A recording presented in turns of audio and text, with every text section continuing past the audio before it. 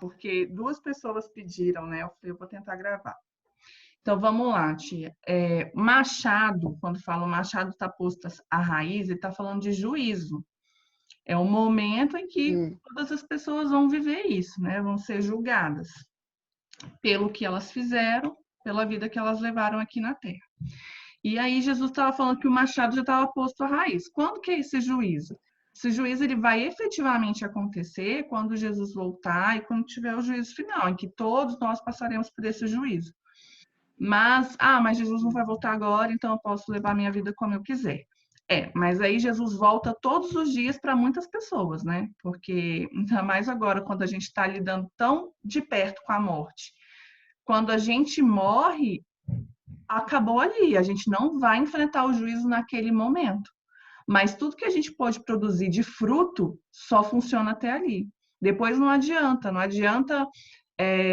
fazerem orações por você, pedirem a Deus por você, porque cada um vai ser julgado de acordo com aquilo que ele fez.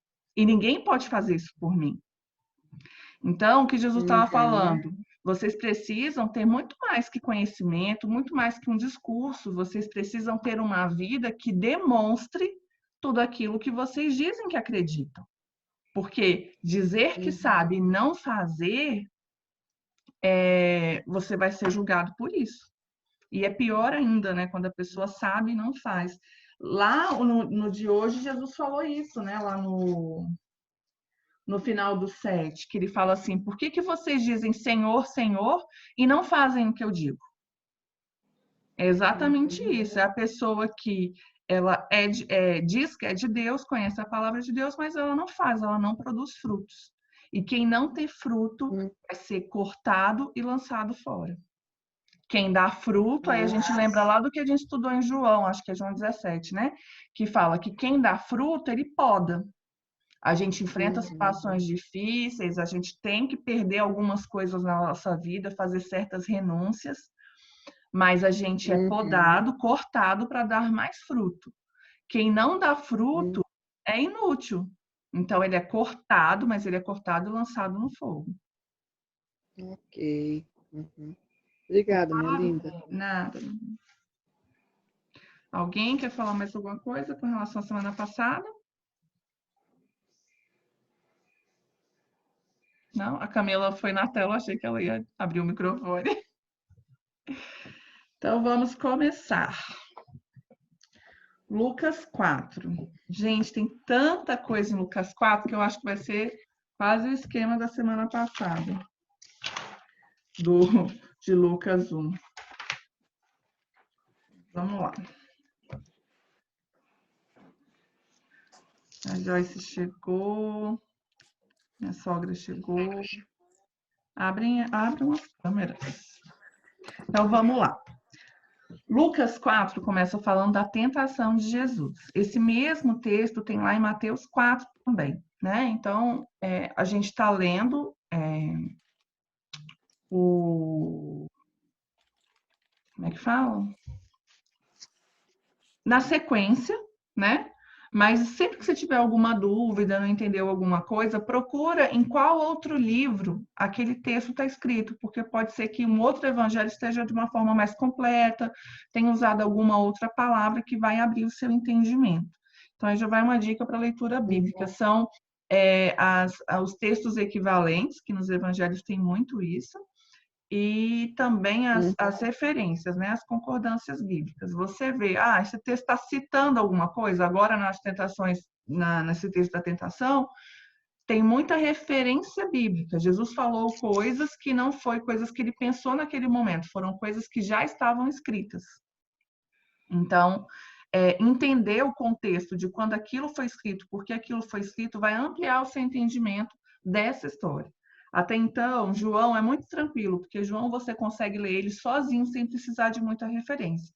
A partir de agora, Lucas já precisa, Mateus precisa de muita referência. Então, você saber do que está se falando, o contexto que vai ampliar o seu entendimento em relação a isso. Então, começa falando que Jesus foi levado pelo Espírito Santo ao deserto. Fala assim, Jesus cheio do Espírito Santo. Começa assim. Em Jesus habitava toda a plenitude de Deus. Então, toda a porção do Espírito Santo que pode habitar dentro de um ser humano habitava em Jesus. Ele era totalmente completo, como homem, né? A gente tem que entender muito que a posição de Jesus aqui na Terra era homem, não era de Deus, né? Ele se desfez do Deus que ele era e tomou a forma de servo. Então, aqui na Terra, ele tinha a estrutura e a capacidade que eu e você temos. Mas ele era completamente cheio do Espírito Santo, por causa de toda uma vida que ele levava, que o condicionava a isso, né? Existe uma porção do Espírito Santo, e essa porção do Espírito Santo, ela se aumenta ou ela é menor dentro de nós de acordo com aquilo que a gente dá espaço para ele agir. Como é que eu dou espaço para o Espírito Santo agir? Quanto mais eu morro para mim mesma, mais eu vivo para Deus. Quanto mais eu nego as minhas vontades, mais a vontade de Deus vai estar estabelecida na minha vida. Então, Jesus é o nosso maior exemplo a seguir para viver essa porção completa do Espírito Santo dentro de nós. Lá em Colossenses 2,9 diz o seguinte: pois em Cristo habita corporalmente toda a plenitude da divindade.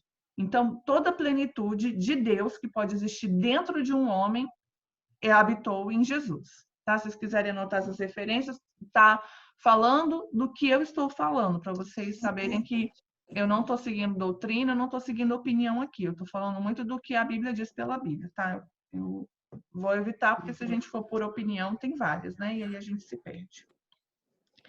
Quem conduziu Jesus para o deserto foi quem, gente?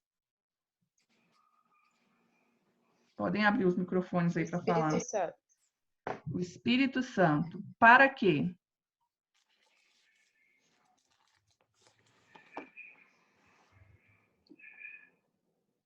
Ele foi para ser testado pelo diabo? Exatamente. O próprio Deus levou Jesus para o deserto para ser tentado pelo diabo. Então, Deus muitas vezes nos conduz a situações difíceis para que o nosso coração seja provado. E situações difíceis, às vezes, até provocadas pelo diabo. O maior exemplo disso a gente tem na vida de Jó. Jó era um homem de Deus, ele não estava pagando pecado nenhum que ele houvesse cometido, mas ele estava sendo provado. E quem deu autorização para ele ser provado foi o próprio Deus. E foi o próprio Deus que levou Jesus para o deserto. Há um tempo, eu sempre falava o seguinte, que Deus ia provar o coração de Jó para saber se Jó era fiel. Mas Deus sabe de todas as coisas. Ele não precisa provar para ele saber se a gente é fiel. Ele sabe o princípio e o fim de todas as coisas. O maior resultado que a gente tem das provações que a gente vence é a gente saber o quanto que a gente é fiel, o quanto que a nossa fé está fortalecida. É a gente saber aonde que a gente está firmada, onde que está a nossa base. Essa é a maior, vamos dizer assim, recompensa da tribulação. É você vencê-la e saber que a sua fé está firme, sustentada. E Jesus vai falar disso de novo lá, quando ele falar da casa construída sobre a rocha. Quando a gente vence uma tentação, nós somos fortalecidos e você recebe autoridade naquela área.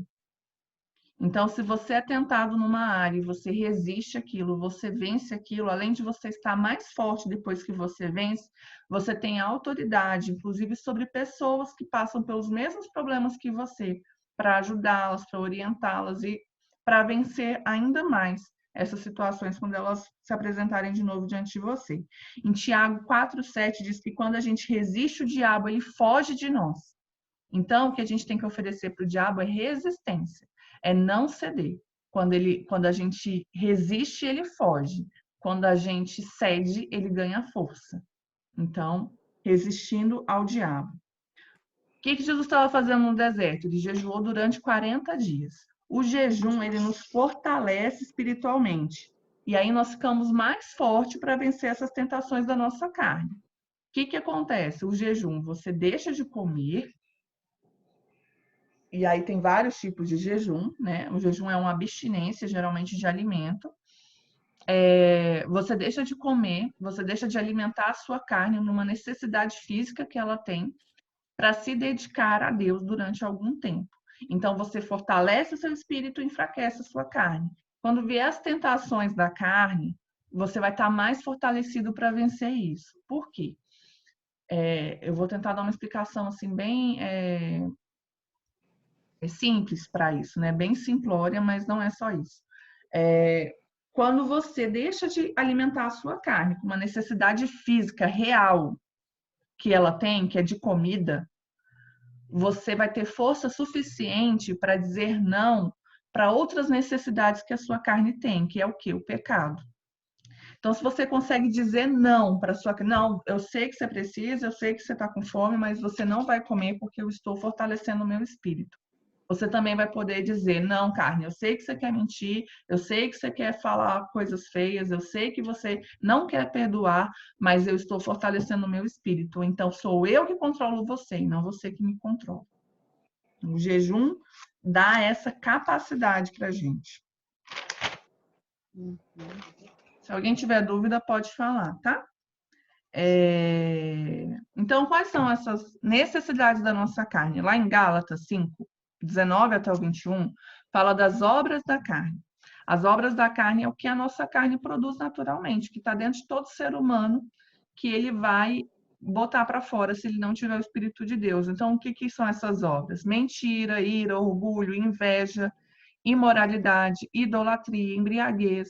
Então, a gente pode entrar dentro de cada uma dessas palavrinhas e entender quais são esses frutos, essas obras, não é fruto não, são obras da carne, né? E são essas obras que a gente tem que vencer.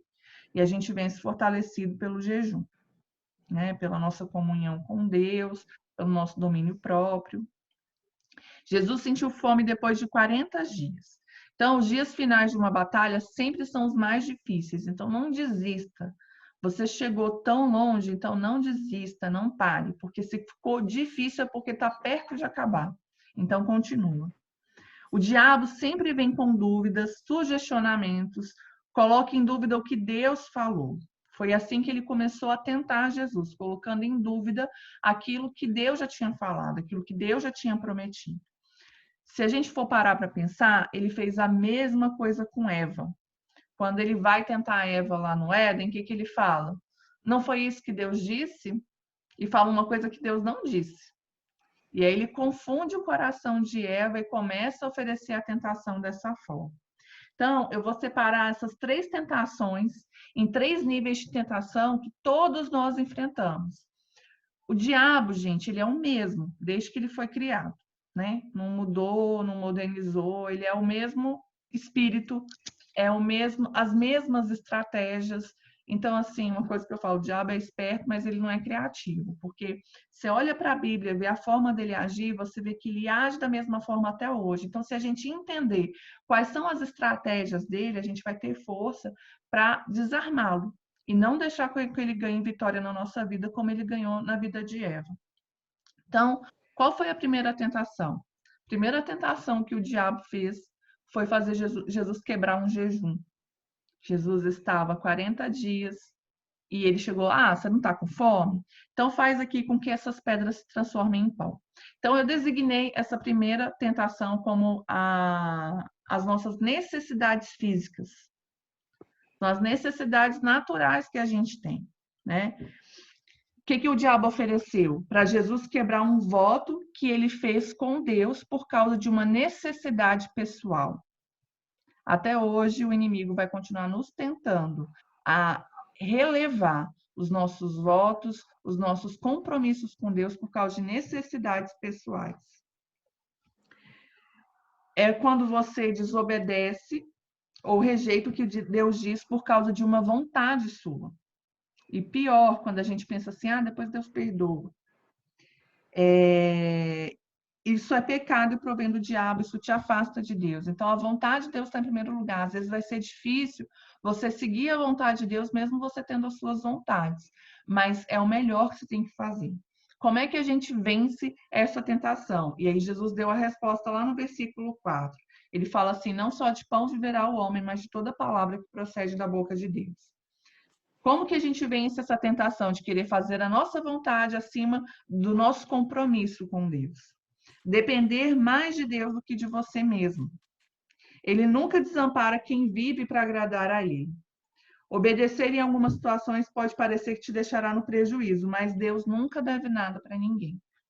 Então, é saber que Deus é fiel e que se você fizer certas renúncias que podem parecer que no primeiro momento vão te prejudicar, você confia plenamente que Deus é fiel e ele vai te recompensar. Depois, o que ele falou para Jesus? Que levou Jesus, né? E aí nessa parte a gente não sabe se foi uma visão, se Jesus foi teletransportado para esse lugar mais alto do monte aí para ver, né, todos os reinos do mundo que o diabo mostrou para ele. O que o diabo falou? Tudo isso me foi dado. Quando que foi dado para o diabo? Quando Eva pecou. Quando Eva deu ouvidos para o diabo, ela deu o domínio desse mundo para o diabo e perdeu. Esse domínio estava nas nossas mãos. Deus tinha entregado para a gente. Então, ela entregou para o diabo esse domínio. Então, qual é a segunda tentação? Eu denominei de necessidade de poder. O que o diabo fez? Ele levou Jesus e mostrou. Essa palavra é muito importante de vocês lembrarem. Está lá no versículo 5. O diabo levou a um lugar alto e mostrou-lhe, num relance, todos os reinos. Ele fez Jesus ver. Mostrou todo o poder desse mundo. Ele estava oferecendo um atalho, porque Jesus já iria reinar sobre tudo. Essa já era a promessa que Jesus iria reinar sobre todas as coisas. Mas ele queria oferecer um atalho. Vamos cortar um caminho? Você não precisa passar por todo esse sofrimento. Vamos por aqui mesmo e eu já te entrego, porque tudo é meu, eu posso te dar. Ele oferece um benefício imediato em troca de princípios eternos. Isso acontece até hoje. A gente tem que estar atento a isso. Cuidado com as propostas facilitadoras, que fazem com que você negocie os princípios da palavra. O diabo tentou convencer Jesus mostrando os reinos. Cuide com as coisas que os teus olhos estão vendo. Ele coloca coisas diante de você, próxima, coisas que você está muito perto de alcançar, para fazer com que você fique com seu espírito tentado a desobedecer a Deus em troca daquilo que você está vendo. Natália, Sim. mas o Satanás, o diabo sabia que Jesus ia passar pelo aquele sofrimento todo? O que acontece? Ele não sabia do plano completo de Deus, né? E aí tem gente que diz que sim e que não. Existem teorias em relação a isso. Até eu ia falar isso mais para frente também. Então tá, então vai à frente. Pode ir à frente. Não, mas eu posso falar agora porque aí não fica dúvida. O que acontece? Tem um versículo, e aí eu procurei, não achei, vou ficar devendo, mas depois eu boto no estudo para vocês, que fala que os príncipes desse mundo acharam que tinham vencido Jesus crucificando ele na cruz. Então, Satanás tentou de todas as formas obstruir o caminho de Jesus para que ele não cumprisse o plano que estava determinado, porque tinha um plano. E se ele aproveitasse esse atalho, ele não iria cumprir o plano que Deus tinha para ele. O diabo, sabendo ou não qual era esse plano, ele sabia que se ele oferecesse essa proposta, ele ia desviar o foco de Jesus. Mas jamais ele desviaria, né, Natália? Então, mas Jesus sofreu todas as tentações que nós sofremos. Todas, todas, todas. Não tem nada que a gente viva de dificuldade na nossa vida que Jesus não tenha vivido. E isso faz parte do propósito de Deus. E ele, como ser humano, ele teve que ter força para rejeitar. Porque quando ele venceu o diabo nas tentações, ele não venceu como Deus. Ele venceu como ser humano. Então, a ele gente deixou esquece isso, da natureza humana, né? Ele deixou isso como exemplo para a gente saber que se ele venceu, a gente também pode vencer. Como vencer isso? Colocando o Senhor no centro do seu coração. O que Jesus respondeu para ele, né? Está escrito: adore o Senhor seu Deus e só a ele preste culto. Então, Deus sendo o centro do seu coração, da sua dedicação, do seu serviço, o seu desejo ser de agradar a ele. E aí é dele que virá a nossa maior recompensa no tempo certo. Então, não busque atalhos, não busque caminhos mais curtos para conseguir aquilo que você deseja, porque é Deus que vai dar a recompensa que você precisa. Na terceira, o que ele falou? E aí, Mateus Mateus e Lucas, na verdade, essa tentação está numa ordem invertida. Em Mateus, a segunda é a terceira e a terceira é a segunda. tá? Mas isso não faz diferença. E na terceira, o que que tem? Uma necessidade de reconhecimento. É quando a gente testa a Deus, quando a gente duvida do que Deus disse. E a gente fala assim, Deus, você prometeu isso? Então, vou fazer isso aqui e me prova. E aí, aqui eu vou dar um entendimento mais completo disso aqui. É quando você quer que Deus te prove o que Ele já te prometeu, porque você duvida. Qual foi a citação que o diabo usou, né? O tempo todo Jesus estava citando a Bíblia para refutar o diabo. Então, na terceira tentação, o que o diabo faz? Fala da Bíblia também. Então é a Bíblia? Vamos falar da Bíblia. E ele cita o Salmo 91. Isso aí já serve de uma advertência para a gente com relação a algumas superstições, né? Deixar a Bíblia aberta no Salmo 91 não deixa o diabo distante, porque ele sabe o Salmo 91 de cor. Então, não é isso que afasta os espíritos ruins. É a sua vida dedicada a Deus. É isso que o diabo não aguenta, uma vida obediente a Deus. E ele citou o Salmo 91. Só que ele citou o Salmo 91 totalmente fora de contexto. Ele pegou o texto, tirou do contexto e colocou numa situação diferente para Jesus. E daí está a importância da gente conhecer a palavra de Deus. Senão a gente é facilmente levado. Não, realmente está escrito lá. Mas o que está escrito lá? Está escrito assim: se você fizer do Senhor a sua morada, então Ele vai te livrar de tudo isso. Isso primeiro vai requerer uma postura sua, uma dedicação sua. Deus prometeu que ia te livrar das armadilhas, das coisas que o diabo iria fazer contra você, e não das cabeçadas que você ia dar, das coisas erradas que você iria provocar. Ele nos livra disso também. Mas aquela promessa ali são para as armadilhas, para as coisas que a gente não provoca, para as coisas que vêm contra nós. Quer falar alguma coisa, Paty? Não, porque eu vi que abriu. Então tá bom. Então, Deus prometeu que nos livraria do mal, que é como uma armadilha, e não das consequências da nossa imprudência. Seria imprudente da parte de Jesus fazer aquilo que o diabo estava propondo para ele. Foi Salmo 91, 11 que ele citou. E lá diz o seguinte, que quando fazemos do Senhor a nossa morada, Ele nos livra dos males que vêm contra nós, e não daquilo que nós mesmos provocamos. Como a gente vencer essa tentação de querer ficar colocando o Senhor à prova, de querer ficar duvidando daquilo que Ele já disse, confiando plenamente em tudo que o Senhor diz. Permanecer andando no caminho da confiança total. A citação que Jesus usou, quando ele falou assim, não tentarás o Senhor teu Deus, ela aparece lá em Deuteronômio 6,16. O que... Peraí, eu tirei aqui sem querer. O que estava acontecendo naquele momento? O povo tinha saído do deserto, Deus já tinha enviado maná, e aí, de repente, eles pararam num lugar que não tinha água. E aí eles começaram a reclamar, nos dá água, a gente vai morrer de fome. Deus nos tirou do deserto para nos matar aqui, nesse lugar e tal. E começaram a murmurar contra Deus. E Deus chamou essa murmuração de tentar a Deus. Então, toda vez que a gente reclama, que a gente duvida, que a gente questiona, e isso é a mesma coisa que provar a Deus. Não é só se, Deus, se você faz isso, se você prometeu isso, então faz isso por mim. Não é só essa provação inocente.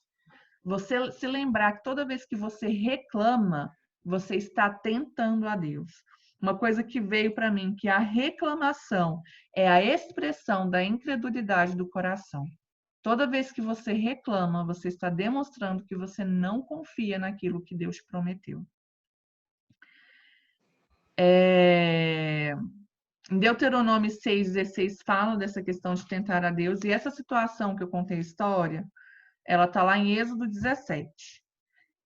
Em várias partes da Bíblia se fala desse momento em que eles murmuraram. Isso deixou Deus profundamente irado. Até lá em Hebreus, final da Bíblia, ainda está falando dessa história, desse povo ter reclamado. Então, duvidar é uma coisa que desagrada muito a Deus. E quando a gente reclama, talvez a gente não relacione isso, mas toda vez que nós reclamamos, nós estamos ressaltando essa dúvida que existe no nosso coração. Se alguém quiser anotar, 1 Coríntios 10, 9 e 10 também fala isso. E lá em Hebreus, deixa eu ver se eu anotei. Em Hebreus 3, de 12 a 9, também fala disso. 1 Coríntios, quanto? 10, 9 e 10. 10, 9, 10. Versículo 9 e 10. Fala disso também. A Nath, incredulidade, sim, Nath, fala. você pode repetir para mim, por favor, o que você falou? A reclamação é a... Expressão da incredulidade do coração. Obrigada. Ou seja, a incredulidade é uma coisa que está dentro de nós. Priscila ninguém não vê. está conseguindo entrar, né? Pois é, tadinha. Já tem umas 2 semanas que ela não consegue, mas depois eu mando o vídeo para ela. A incredulidade é uma coisa que está dentro da gente, ninguém vê. Deus conhece, mas ninguém vê. A murmuração é a expressão dessa incredulidade. É o que a gente consegue botar para fora. E aí, mais uma vez, a gente vendo que a boca fala que está cheio o coração, né? Muito cuidado com a murmuração, muito cuidado com as reclamações. Jesus venceu as tentações por meio da palavra de Deus. Ele não usou essa palavra contra o diabo. Ele não usou todas as palavras que ele falou, não foi contra o diabo, não foi para derrotar o diabo. As palavras que Jesus usou, ele falou para ele mesmo. Então pensa, ele falou assim: não só de pão viverá o homem. O homem quem? Ele, está falando dele. Quando ele fala, adorarás somente o Senhor teu Deus, ele está falando de quem? Dele, é uma atitude que ele tem que ter. E quando ele fala, não tentarás o Senhor teu Deus, é para quem que ele está falando? Para ele mesmo. Então, a palavra ela tem que cortar primeiro na gente. O diabo não vai ser vencido pela palavra, ele conhece a palavra. Essa palavra tem que estar dentro de nós para que a gente consiga vencer o diabo e essas argumentações que vêm contra a nossa vida. Para vivermos uma vida de vitória contra o diabo, é totalmente necessário conhecer a palavra de Deus, pois somente ela é um lugar seguro e se sobrepõe a toda lógica e toda argumentação. A Bíblia fala que a palavra de Deus é uma espada, isso está lá em Efésios 6,17. É com essa espada que a gente luta. É com essa espada que a gente derrota as mentiras e as armadilhas do diabo. Então, a palavra tem que estar na ponta da nossa língua. Vou lembrar de tudo? Não vou. Mas eu preciso conhecer, porque quem vai me fazer lembrar é o Espírito Santo. Jesus falou, ó, Espírito lembrará vocês de todas as coisas. A gente só lembra o que a gente já viu alguma vez. Então, a gente precisa conhecer a palavra. E vocês vão experimentar, já devem ter experimentado, que no momento certo vem um versículo no seu coração, vem uma palavra e Deus te mostra o caminho. Mas você precisa conhecer. Senão, não tem como você saber. A forma como o diabo tentou Jesus é a forma como ele age sobre a humanidade até hoje para afastar ela de Deus. E ele ajuda da mesma forma com Eva. Lá em Gênesis 3 tem um relato da queda. O que a serpente fez? Ela colocou em dúvida o que Deus disse. Distorceu as palavras de Deus. Na verdade, Deus tinha dito assim, olha, vocês podem comer de todas as árvores do jardim, só não pode comer de uma. E aí o diabo chegou para Eva e falou o quê? Ah, não foi isso que Deus disse, vocês não podem comer nada. E não vê que é assim até hoje? Quando a gente decide servir a Deus, fala assim, agora você não pode fazer mais nada, né? Não, agora eu posso fazer tudo. A diferença é que eu escolho o que eu quero fazer. Antes eu não escolhia. Eu era escrava do que os outros queriam, do que eu tinha vontade. Hoje em dia eu escolho. Por mais que eu tenha vontade, eu escolho não fazer. Eu sou muito mais senhor de mim hoje do que eu era antes. Mas até hoje é dessa mesma forma que o diabo usa, às vezes, pessoas para falar com a gente. Ele atraiu os olhos de Eva para o pecado e o coração para uma vantagem mentirosa, isso é engano. Quando a gente vai lá em Gênesis 3, no versículo 6, fala que quando a Eva olhou, depois dela ter batido aquele longo papo com a serpente, ela olhou para o fruto e o que fala lá? Que o fruto parecia atraente ao paladar. O que isso está falando? De comida. A mesma primeira tentação de Jesus, necessidade física. Alguma coisa que seu corpo precisa. Então, sabor, né? Era um sabor físico. Era um desejo da carne. 2, o que fala depois desse, né? Que parecia atraente ao paladar? Fala que era atraente aos olhos. Por isso que eu falei que era muito importante a gente ver aquela palavra lá do mostrou. Ela desejou o que os seus olhos estavam vendo. A mesma segunda tentação de Jesus. Mostrou para que ele tivesse desejo por alguma coisa que tivesse diante dos olhos dele. E 3, ela fala assim, ó, desejável para dela se obter discernimento. Quem falou isso para Eva, gente, vai acabar daqui 2 minutos e meio, aí vocês entram de novo. Quem falou isso para Eva, que a árvore ia dar conhecimento para ela, foi a serpente. Porque o que Deus tinha falado é que eles iam morrer. E aí, o que aconteceu? Eva duvidou do que Deus tinha dito e quis provar. Ela tentou a Deus.